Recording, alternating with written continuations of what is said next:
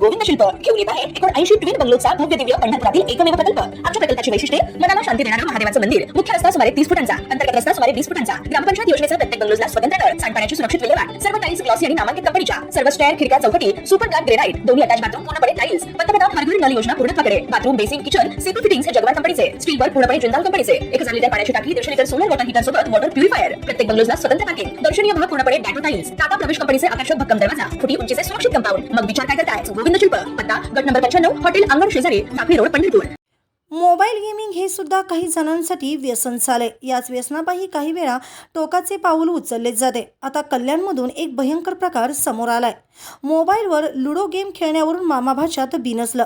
रागाच्या भरात अल्पवयीन मामाने भाच्याची गळा चिरून हत्या केली। उंबर्डे कोळवली परिसरातील या घटनेने खळबळ उडाली असून पोलिसांनी अल्पवयीन मामाला ताब्यात घेतलंय। कल्याण पश्चिमेतील उंबर्डे कोळवली परिसरात रॉयल ढाबा असून तिथे मामा भाचे काम करतात। भाचा गोखील भीम बहादूर हा मामा चित्रा बहादूर यांच्याकडे राहत होता। घरी आल्यानंतर त्याचा लुडो गेम खेळण्यावरून वाद झाला।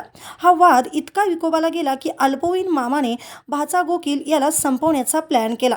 रात्री सगळेजण गाढ झोपेत होते तेव्हा अल्पवयीन मामा उठला आणि भाजी कापण्याची सुरी घेऊन झोपलेल्या गोखीलचा गळा चिरला। या हल्ल्यात भाच्याचा जागीच मृत्यू झाला। गोखीलला लुडो गेमचा नाद होता। तो सतत गेम खेळत बसायचा। त्याचं कामाकडे दुर्लक्ष व्हायचं, त्यामुळे मामाला त्याची चीड होती। त्यामुळे त्यांच्यात सतत किरकोळ वाद व्हायचे। लुडो खेळणं बंद कर असं मामा त्याला सतत सांगायचा। तर लुडो गेम म्हणजे व्यसन नाही अशा शब्दात भाचा मामाला समजवण्याचा प्रयत्न करायचा। मात्र हा वाद टोकाला गेला आणि भाच्याचा बळी गेला। दरम्यान या घटनेची माहिती मिळताच पोलिसांनी घटनास्थळी धाव घेत तपास सुरू केला। पोलिसांनी दिलेल्या माहितीनुसार आरोपी मामा अल्पवयीन आहे। पोलिसांनी त्याला तातडीने ताब्यात घेतले असून हत्येसाठी वापरलेले शस्त्रही जप्त केले आहे।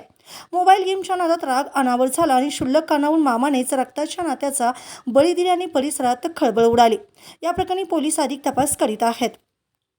ताज्या घडामोडी पाहण्यासाठी आमच्या YouTube चॅनलवरील PVR म्हणजेच पंढरी वार्ता या न्यूजला सबस्क्राइब करा आणि शेजारील बेल आयकॉनवर क्लिक करा।